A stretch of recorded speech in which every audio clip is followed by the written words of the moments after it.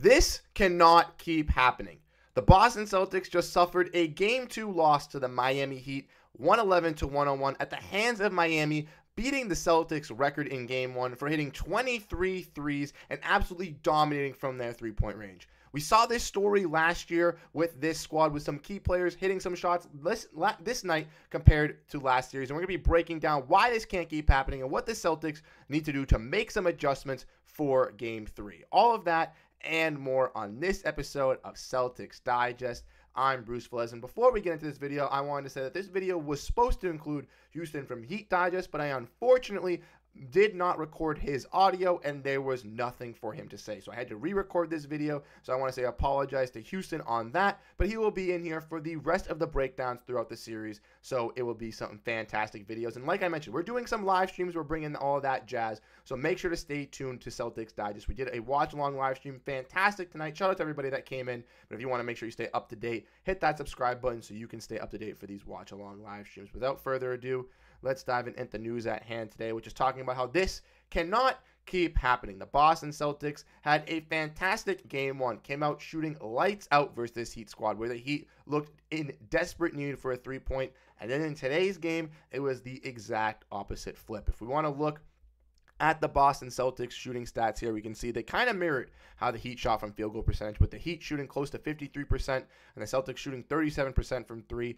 There was a big discrepancy there. The Heat shot 23 from 43 from three-point range. Absolutely masterclass, and I do not expect to see them shoot this lights out in a game in the series anymore, or if they do, it's going to be a tough matchup for the Celtics. The Celtics did control those rebounds, though. We're able to score in the paint more than Miami compared to they did last game, but the turnovers were an issue, the free throws were an issue, and this offense, not getting set and getting ready was a major issue. We saw in Game 1, the Celtics, multiple instances, inbounding the ball and going for a quick layup. The cameraman couldn't even pan over to Jaylen Brown or Jayson Tatum or whoever getting the bucket because they were doing it so quick. We were working that Miami transition defense. We wanted them to be on their heels. We did not want them to be able to stay put and be able to stay in front of us. And tonight, there was a completely different game plan. That game plan was out the window. When the Heat took our game plan, they made sure that they did that. They made sure they hit their threes. They made sure they stepped up and hit some big-time shots. And the Celtics, unfortunately, weren't able to. They hit some threes. There were some big-time players that stepped up tonight, but some disappointments as well. If we want to look at the Celtics stats, we can see Jayson Tatum, after a triple-double in Game 1, came out and balled out for the Celtics. 8 rebounds, 3 assists, 28 total points, 2 for 6 from the three-point range, but 10 for 20 from the field. Absolutely fantastic. And Jaylen Brown, who kept us alive at the end of that second quarter, hitting 3 big threes out of his total of 4 in that stretch, back to back to back, getting that steal, getting that layup, going on an 11-point swing.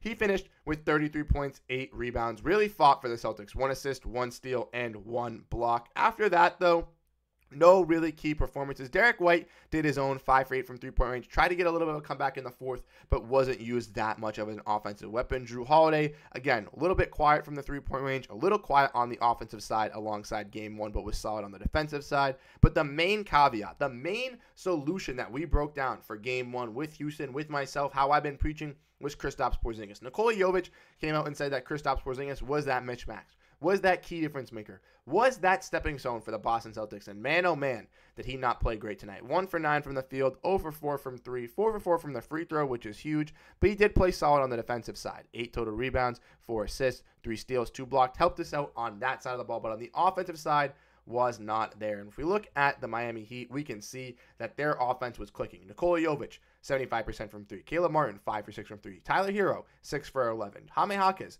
3 for 6. Haywood Highsmith, 3 for 5. All these guys were hitting. All these guys, from Caleb Martin to Haywood Highsmith, guys that aren't expected to hit these big-time threes, were getting these shots. And the reason why they were getting these opportunities because the Boston Celtics were letting them.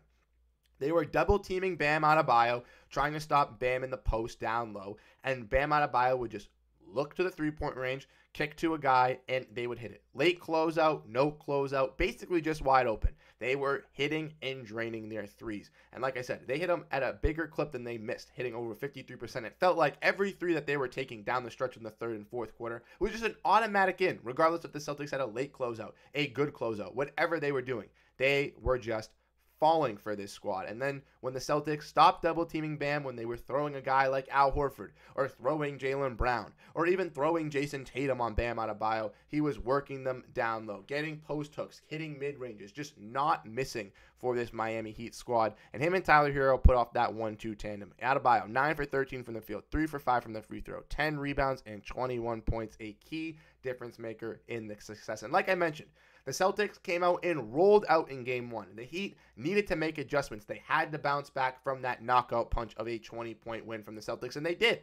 They made some adjustments on the defensive side. They helped out guarding Kristaps Porzingis. They made sure he was a non-factor. They prioritized themselves on the offensive side, hitting their shots like I mentioned. Caleb Martin, Haywood Highsmith, hitting these threes. These guys have done this before for the Celtics, and this cannot be happening again, or else we're going to run into another problem in this series. Now, do I think that the Heat are going to be able to hit these threes, be able to stay stagnant, be able to keep up this pace throughout the entire series?